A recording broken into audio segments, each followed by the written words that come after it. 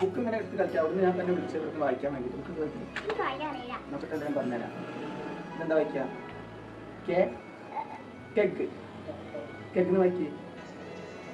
വായിക്കാനേ നിൽക്കേണ്ടത് കെഗാണ്. കെഗ്. എന്താ പ്രശ്നം? എന്താ പ്രശ്നം?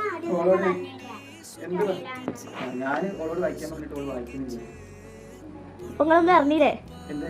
ഇപ്പോഴത്തെ കുട്ടികൾക്കൊന്നും അങ്ങനെ പഠിപ്പിനോട് വലിയ ഇൻട്രസ്റ്റ് ഉണ്ടാവില്ല. നിങ്ങൾ വേണമെങ്കിലേ ഈ സാധനങ്ങളൊക്കെ ഒന്നോട് ചോദിച്ചോക്കിയതാ. ചോദിച്ചോക്കി.